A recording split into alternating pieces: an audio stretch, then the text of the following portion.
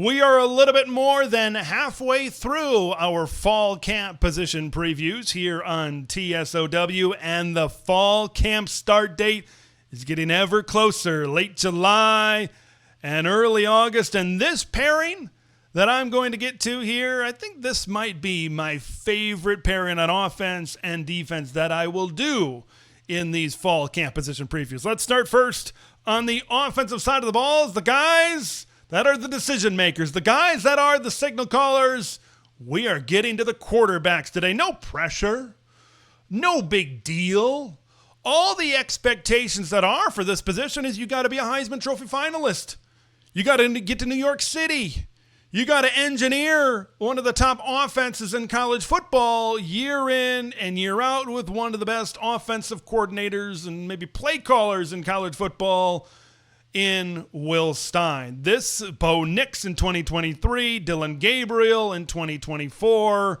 We know what the bar is. We know what the expectations are. Those guys were two of the most experienced college football players to ever lace up the cleats at any school. Now you got guys that are certainly less experienced this season. New obstacles, new challenges.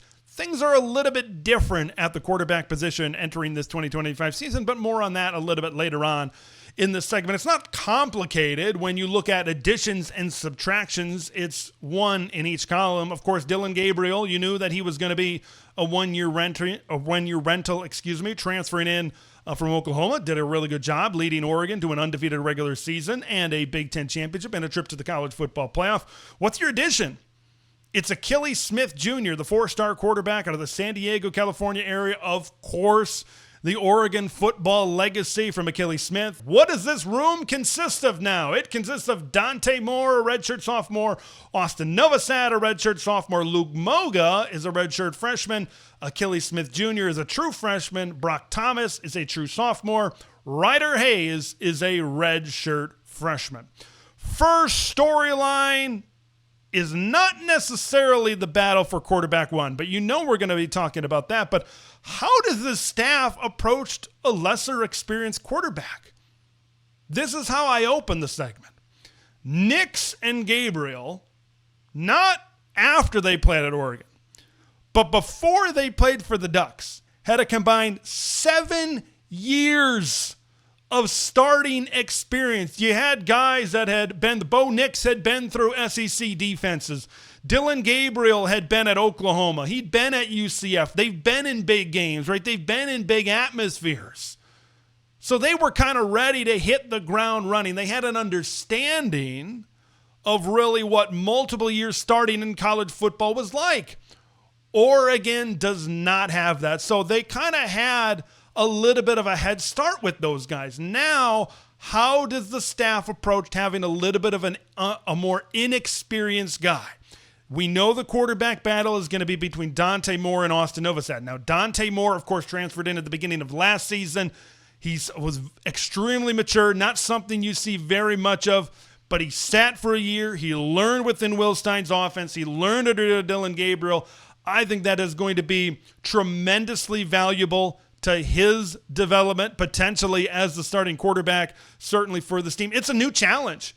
It's something new for this offensive coaching staff to have a guy that hasn't played a bunch of football. So I think you maybe got to do a little bit more work to get them ready, but maybe these guys having been in this system, Dante Moore for a year, Austin Novosad for a couple of years, maybe these guys have soaked up enough information to be able to get to that level. I think we're going to really start to find out some of the answers to that question. Certainly not all of the questions that answers, but some of the answers certainly throughout fall camp as well. Now the quarterback battle. That's what this is all about. It's a fall camp preview, and fall camp is going to be determining who's going to be taking the snaps week 1 when Oregon hosts Montana State. How close is this battle really between Dante Moore and Austin Novosad? Now, Dante Moore is the projected starter. Folks coming out of spring ball saying his arm talent just different. It's different. Austin Novosad is really good.